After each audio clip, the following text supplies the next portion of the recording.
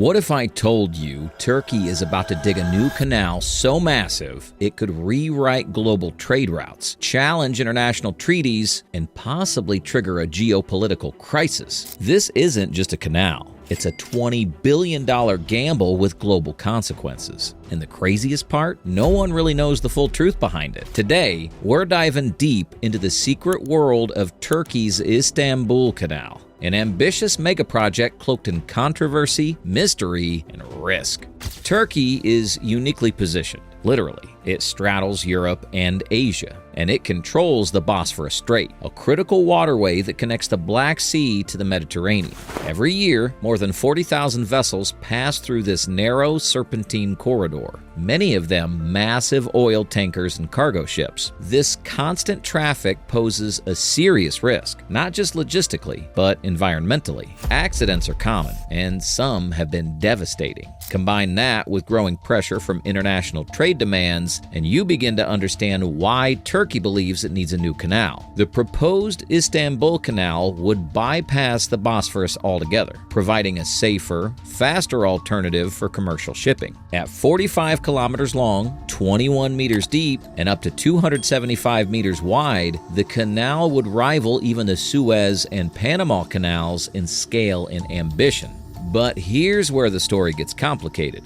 The Turkish government insists the canal will be a modern engineering marvel, complete with advanced water management systems, earthquake-resistant structures, and smart infrastructure to monitor traffic in real time. On paper, it sounds like a technological masterpiece, but scientists and environmentalists warn that this is a potential disaster in the making. The canal would cut through critical ecosystems, including forests, freshwater basins, and agricultural land. It could disrupt underground water reservoirs, causing saltwater intrusion into freshwater supplies, and devastate wetland habitats for birds, fish, and plant life. And that's just the start. A recent environmental impact report stated that the project could affect millions of Istanbul residents, potentially altering the climate and making parts of the city more vulnerable to flooding. Despite all this, the government continues to push forward. Why?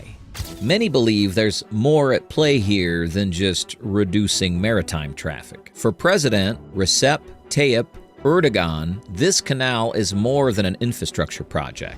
It's a legacy. Dubbed his crazy project when first announced in 2011, the canal has become a nationalistic symbol of strength and ambition. But critics argue that it's also a distraction, a way to divert attention from economic instability, rising inflation, and political dissent. The Turkish era has struggled in recent years, and the government is under pressure to show strength on the global stage. Some even believe the canal could be a strategic tool, a way to bypass the Montreux Convention, an international treaty signed in 1936 that limits the presence of foreign warships in the Bosphorus. If Turkey can classify the Istanbul Canal as a separate, sovereign waterway, it could potentially give NATO allies, like the United States, more naval access to the Black Sea, heightening tensions with Russia. Now the project doesn't just look ambitious, it looks explosive.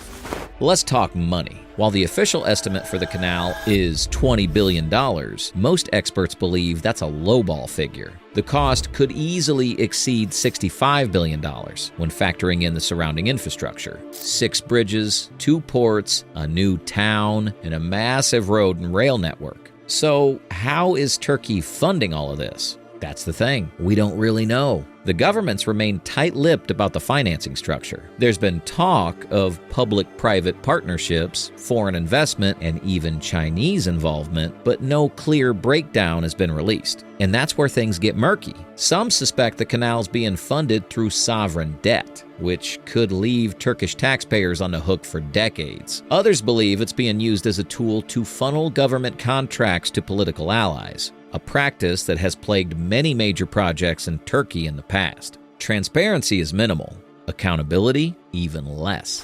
While the government touts the canal as a path to prosperity, many locals see it as a direct threat. In Istanbul, operation is fierce. The city's mayor, Ekrem İmamoğlu, has openly called the canal a betrayal of Istanbul. and promised to stop it. In 2021, more than 100 retired Turkish admirals signed an open letter warning that the canal could undermine Turkey's sovereignty and risk national security. Residents worry about property displacement, rising costs of living, and the loss of agricultural lands. Farmers, fishermen, and families stand to lose their livelihoods. There's also growing concern that the canal will create a class divide, a luxury zone for the elite, surrounded by struggling communities that can't afford the benefits the project promises. Protests have erupted, petitions have circulated, and lawsuits have been filed. But the government has shown no signs of backing down. The Istanbul Canal doesn't just affect Turkey, it could reshape the region. By giving Turkey control over a new strategic route, the canal would give Ankara more leverage in negotiations with global powers. It could shift maritime power balances, affect Russian naval routes, and even disrupt China's Belt and Road Initiative, which has heavily invested in port infrastructure throughout Eurasia. Some analysts warn that the canal could become a military choke point, vulnerable to blockades or geopolitical manipulation. Others believe it could reignite border tensions and escalate disputes in the Black Sea, where Russian, Ukrainian, NATO, and Turkish forces already jostle for dominance. In short, the Istanbul Canal could become a flashpoint in the next great power rivalry. Let's say the canal gets built, ships start sailing, profits roll in, mission accomplished, right? Maybe not, because the global shipping landscape is changing fast. Trade routes are shifting due to climate change, with the Arctic Circle opening up new possibilities for commercial traffic. Digital trade and localized manufacturing are also reducing reliance on physical shipping. Some experts argue the canal could be obsolete before it even opens. And then there's the environmental risk. A single miscalculation, an oil spill, an earthquake, a toxic algae bloom could devastate the region and erase any economic gain overnight. That's the paradox of megaprojects. When they work, they're glorious. When they fail, they're catastrophic.